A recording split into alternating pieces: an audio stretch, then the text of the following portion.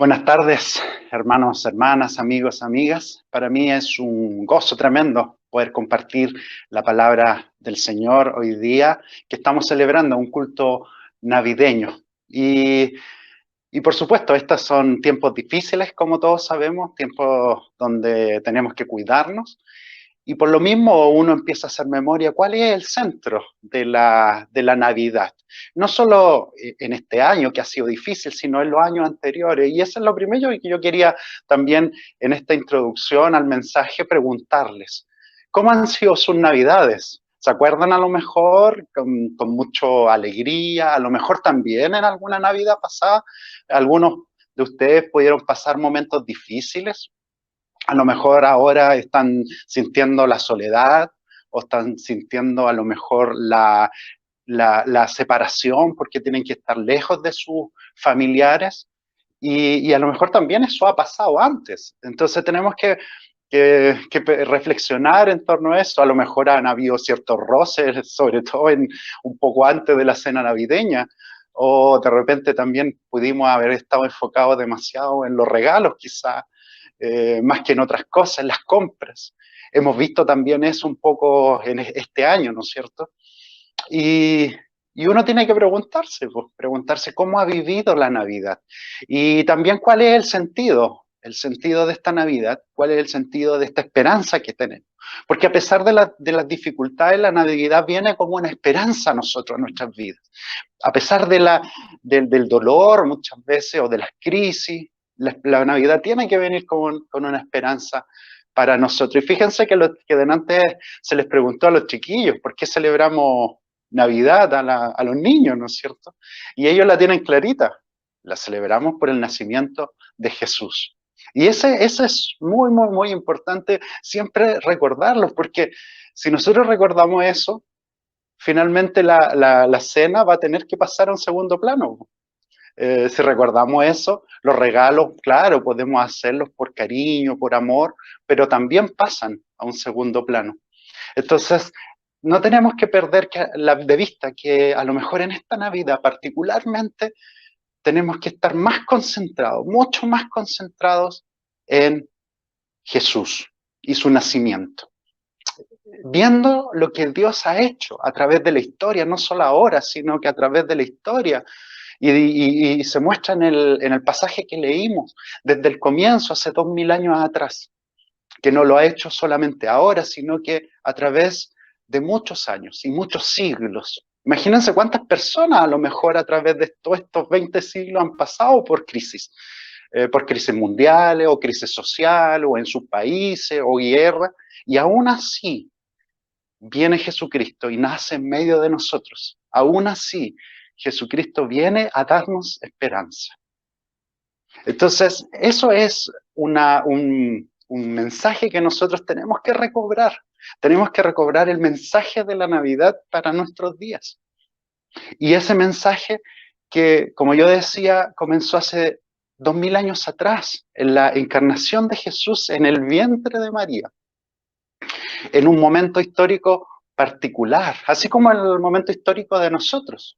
Un momento histórico donde Augusto era el César, el Imperio Romano gobernaba sobre todo ese sector del mundo conocido, sobre todo en la cuenca del Mediterráneo, donde Cirenio, dice el texto, era el gobernador. Y aún así, Cristo encarna en el vientre de María y precisamente por un censo que ellos tenían que ir a dar cuenta de cuánto eran, probablemente por el tema de los impuestos, fueron a Belén, y ahí en Belén le llega el tiempo a María de su alumbramiento, un villorrio, una ciudad pequeñita, que algunos dicen, algunos historiadores, bueno, hay debate todavía, que dicen que podría haber tenido alrededor de 100, 150, los que más le dan dicen que podría haber tenido 300 habitantes, 350. Si uno saca la cuenta, hermanos, o sea, ese grupo de personas que vivía ahí podría lo más bien haber cabido hoy día en uno de los edificios estos grandes que nosotros tenemos de 18 pisos, podrían haber cabido toda la ciudad, digamos, todo el villorrio, digamos, podría haber cabido ahí. Obviamente, en este tiempo, por el censo, probablemente había mucha más gente. Un pueblito chiquitito. Y yo realmente pienso, no sé si ustedes han reflexionado en esto, quizá a lo mejor Dios se equivocó porque ¿cómo va a venir el Salvador Jesús a un pueblo chiquitito? No puede ser, ¿no es cierto? Tendría que haber venido a Roma, donde estaba Augusto César, el emperador romano. O tendría que al menos haber venido ahí a Siria, donde estaba Quirenio, ¿no es cierto? Sirenio, perdón, en Siria. Por último debería haber venido a Jerusalén, ¿no es cierto? Donde estaban todos los sacerdotes, todos los judíos, religiosos me refiero, y escribas. Pero no, viene a un pueblito pequeño. Entonces, este príncipe de paz, que Isaías había hablado de él, viene aquí a esta ciudad. Por eso este mensaje se ha llamado el príncipe pobre, porque viene a un lugar pequeño y nace en un lugar que estaba destinado para los animales y es puesto en un pesebre, un lugar donde se le daba, que era estas piedras, donde se le daba de comer a los animales o agua. Y ahí es puesto con paja, el príncipe pobre que nace ahí. Parece que fuera otra lógica, ¿no es cierto? La de Dios, no fuera la lógica de nosotros. ¿Cómo hace eso Dios? Parece que se equivocó. O, si pensamos eso, podríamos decir mejor que los equivocados somos nosotros si usamos otro tipo de lógica. En ese sentido, fíjense que este Dios que ahí encarna, que viene a dar esas buenas nuevas, lo hace en este contexto social y político, donde Augusto es el César y Cirenio es el gobernador. Augusto se había conocido porque había traído la paz romana. En muchos lugares se le decía el Salvador, el que traía las buenas nuevas. Pero fíjense que en el versículo 11 del texto que leímos, capítulo 2 de Lucas, en el versículo 11, dice así: hoy les ha nacido en la ciudad de David un Salvador, que es Cristo el Señor. ¿Se fijan? Entonces, aquí está el contraste con los versículos anteriores. Entonces, si Cristo es el Señor, el César, Augusto, no lo es. Y aquí viene toda la transformación, porque ahí uno tiene que decir entonces que Cristo, mismo del principio de su nacimiento, está colocado por sobre todas las cosas y sobre todo los gobiernos de la tierra. Uno podría preguntarse entonces, cuando vemos problemas en el orden político, en los órdenes sociales de nuestra sociedad, cultural inclusive, ¿Jesucristo no estará sobre eso también? Preguntamos. Cristo es el Señor en medio de la sociedad. Aunque no lo veamos, Cristo sigue siendo el Señor. Sigue siendo el Señor sobre los gobernantes, sobre los reyes o César de este tiempo. Y eso tenemos que rescatarlo también. Saber que Él tiene el poder sobre todas las cosas. Por lo tanto, no tenemos otro Salvador, ni aunque lo prometan las personas que gobiernan. No hay otro Salvador, sino solo Cristo Jesús. Y ahí está, esta familia que llega ahí a Belén. Y por supuesto, lo hace de una forma bien modesta. No lo hace grandilocuentemente. Y ahí es donde uno puede rescatar la misma enseñanza que después Jesús va a dar después. Los primeros serán los últimos y los últimos serán los primeros. Ese es el primer punto que yo les quería dejar. Cristo Jesús es el Señor sobre todas las cosas. Y viene en un momento particular histórico, así como viene a nuestras vidas en un momento particular histórico. Yo no sé si ustedes se acuerdan, cuándo fue ese momento, pero viene en un momento particular, no abstracto. Por lo tanto, el Dios que nosotros creemos no es el Dios del deísmo. Yo no sé si habían escuchado esa palabra, pero deísmo significa un Dios que está en los cielos y no se mete con nosotros, ni nosotros nos metemos con él. No, Dios está presente en medio de nosotros. Y este es el segundo punto, porque fíjense que viene Dios encarnado a también darle buenas nuevas a un grupo de pastores. Fíjense que la escena siguiente son un ángel que viene a darle buenas nuevas a unos pastores. Yo le había dicho, el emperador era el que traía esas buenas nuevas, pero en este caso Dios envía un ángel, un mensajero de él, a darle buenas nuevas a los pastores, un grupo de personas que eran, llamémoslo así, los despreciados también en cierta medida, o los que estaban en lo más bajo de la sociedad. Probablemente eran adolescentes, muy jóvenes, y cuidaban las ovejas, probablemente muy hediondos también por lo mismo, hediondos, porque era su oficio, ¿no es cierto? Y se dice que se aparece el ángel y le dice, versículo 10, no tengan miedo, miren que les traigo buenas noticias, que serán motivo de mucha alegría para todo el pueblo, gozo por la buena nueva. Y por supuesto uno empieza a pensar, ¿y por qué Dios nuevamente hace esto? ¿Por qué a unos pastores y no se le aparece al sumo sacerdote, por ejemplo? No le viene con esas buenas nuevas al sumo sacerdote, sino que a un grupo de pastores. Y fíjense que en el capítulo 4 de Lucas, después vamos a entender con su ministerio lo que hace Jesús. Capítulo 4 de Lucas, versículos 18 y 19. Dice así, esta es una profecía de Isaías 700 años antes. Y aquí se cumple cuando dice, el Espíritu del Señor está sobre mí por cuanto me ha ungido, para anunciar buenas nuevas a los pobres. Me ha enviado a proclamar libertad a los cautivos y dar vida a los ciegos, a poner en libertad a los oprimidos, a pregonar el año.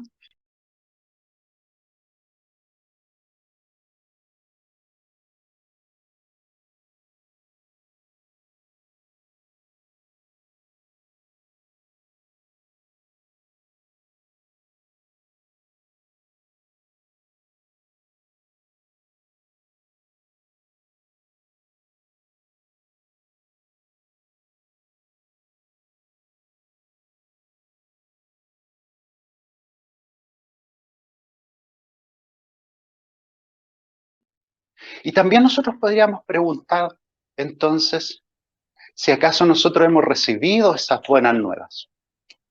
Buenas nuevas, recuerden que en griego significa la palabra que nosotros usamos para evangelio.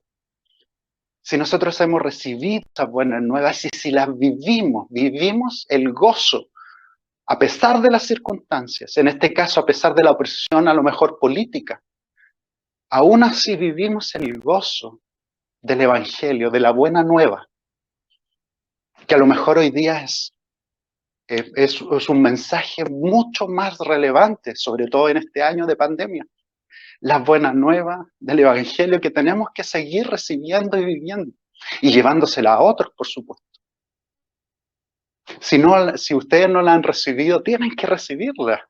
Esta buena nueva de Jesucristo que viene a salvar, viene a redimir, viene a liberarnos del pecado, viene a liberarnos de la muerte, a entregarnos vida eterna.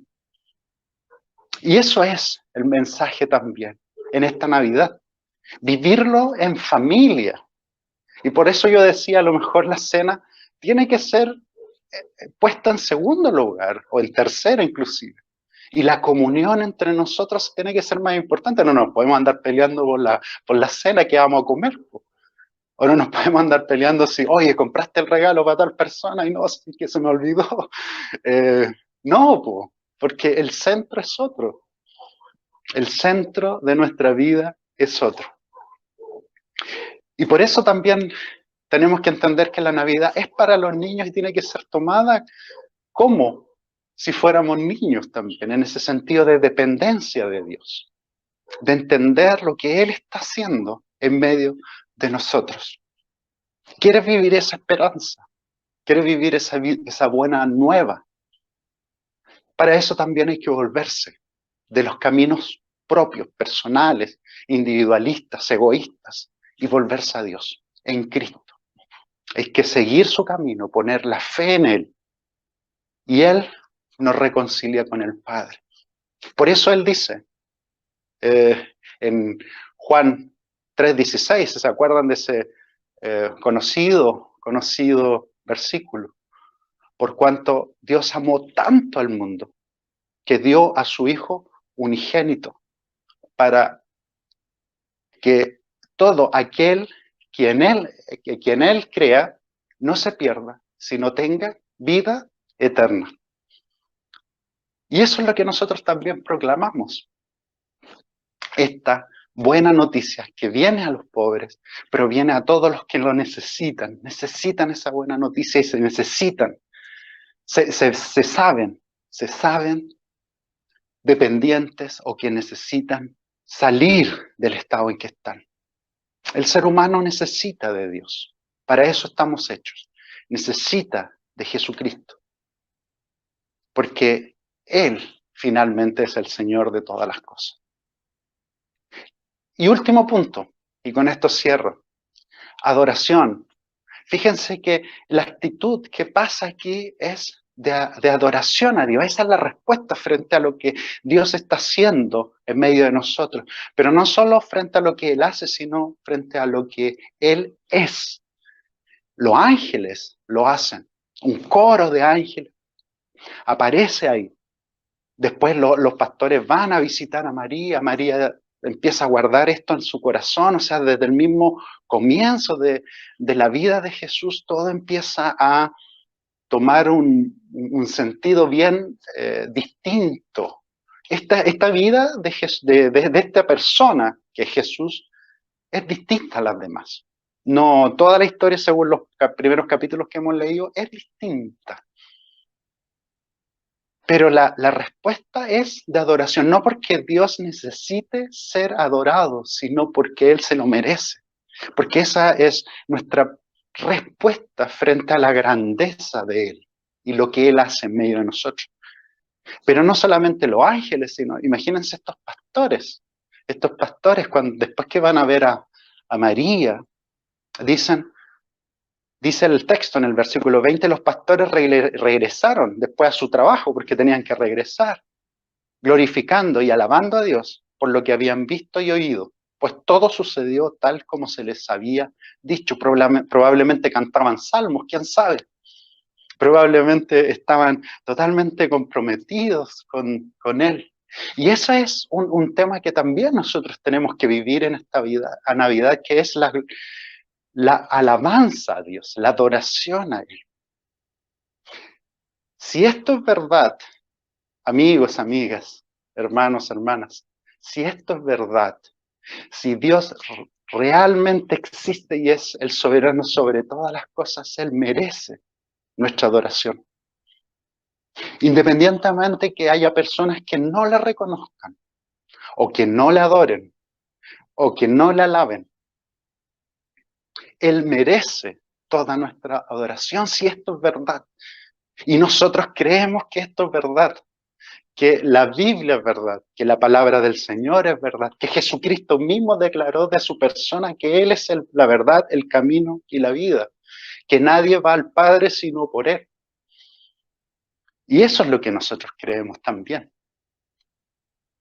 que Él se merece nuestra adoración. Esa debe ser nuestra respuesta también. Lo que debe guiar nuestra vida, glorificarle siempre con todo lo que hacemos. Y ahí viene una pregunta para cada uno de nosotros. ¿Cómo estamos alabando a Dios? ¿Lo estamos haciendo con el corazón? ¿Cómo estamos adorando a Dios? ¿Lo estamos haciendo con toda nuestra vida? ¿Cómo le estamos glorificando? Si esto es verdad, tenemos que jugárnosla. Hermanos, hermanas, amigos, amigas, tenemos que jugarnos por este evangelio. Dar todo, ojalá, lo que podamos dar para vivir esta esperanza, encarnarla y llevarla a otros. Si Jesús te alcanzó a ti, también llévale esta esperanza a otros. Y vívanla, vivámosla en comunión, en familia. Y que ese sea el centro de esta Navidad. Que sea el centro de la celebración en medio de la crisis, en medio de las dificultades de la vida, estas u otras. Pero aún así, nosotros estaremos gozosos de corazón porque Jesucristo, el Salvador, el Cristo, el Señor, vino al mundo a rescatar a los pecadores. El Señor les bendiga y que esa sea nuestra actitud con respecto al Evangelio y que esa sea tu actitud. Y si no has entregado tu vida al Señor, te llamamos a que lo hagas. Si a lo mejor todavía te falta comprometerte un poquito más si quieres bautizarte, toma ese compromiso con el Señor. Él no te defraudará nunca. Y así también nos sumaremos a este plan, al plan que el Señor comenzó desde la creación y sigue llevando a cabo. El Señor les bendiga. Este ha sido el mensaje de hoy y ahora vamos a tener un mensaje, una alabanza final y después volvemos para despedirnos.